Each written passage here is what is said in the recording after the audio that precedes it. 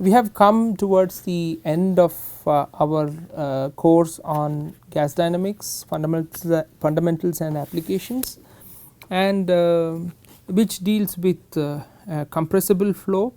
We have covered various topics in this particular course. So, let us just go back and look at what was the roadmap that we had set for ourselves at the beginning of this course.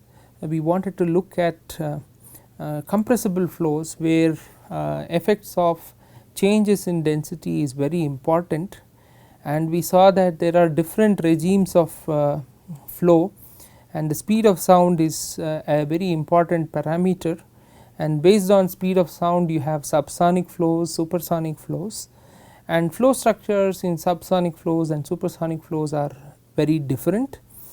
You get shock waves in supersonic flows, and we looked at mainly we had followed the integral approach, quasi 1D flow, control volume analysis. When you consider compressible flows, you cannot separate fluid dynamics from thermodynamics and considerations of temperature and so on.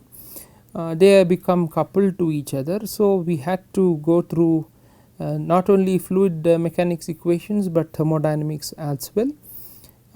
Then we defined important quantities like stagnation quantities, star quantities in isentropic flows, which was a starting point to understand the interrelationships of temperature, pressure and Mach number in flows. Then we went into details of shock waves, which are always found in supersonic flows, where if there is a response to pressure, where pressure has to increase, then shock waves may be formed, or if a flow has to turn towards itself, then it is accomplished by oblique shocks. We went through equations and applications of normal shocks, moving shocks, shock tubes, and then looked at oblique shock waves. The other part of the story is that shock waves are all compression waves, but there may be cases when the flow has to turn away out from itself, and an expansion may be required, and an expansion shock is not possible due to entropy considerations. Therefore, you get a more smooth expansion wave, which is termed as Prandtl-Meyer expansion wave.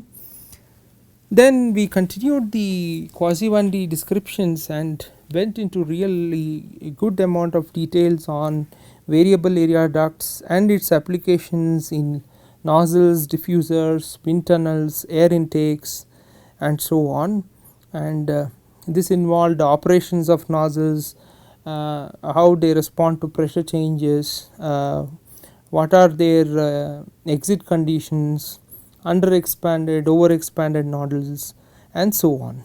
Okay. While not only changes in area, friction as well as heat transfer are important, and we spent some time on Fanner flow and Rayleigh flow, which correspond to flow with friction and heat transfer. All of these particular flows consider a quasi 1D assumption where flow properties remain uniform across the flow. But once we have done this and had a good understanding of compressible flows, there was a need to understand that if one has to look at flow field, details of flow field, then we have to solve differential equations, and we looked at inviscid rotational flow fields. In that context, looked at velocity potential equations, and looked at small perturbation theory and then method of characteristics, because we saw that the velocity potential equation behaves as an elliptic equation in subsonic flows, but behaves as a hyperbolic equation in supersonic flows. Therefore, in supersonic flows one could use certain methods which are available for hyperbolic equations like method of characteristics, and using that we looked at how one could design the contour of divergent contour of a supersonic nozzle so that smooth flows are produced. That dealt with a major part of compressible flows, and thereafter we went into some special topics like hypersonic flows, which are really high Mach number flows, but certain important physical features become very dominant, like high temperature effects, thin shock layers, thick boundary layers, interactions of them, and so on.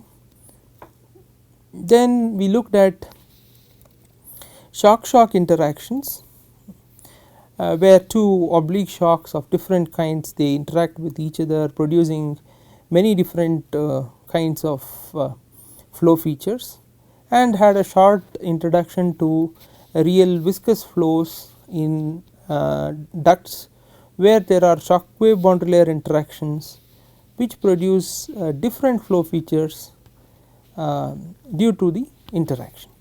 So, with this I hope you have got a very good first understanding of gas dynamics, compressible flows. There are a lot more things to be learnt and understood in this domain, but the first principles is what we can cover in a course on fundamentals and applications, and I hope you have enjoyed this journey until now.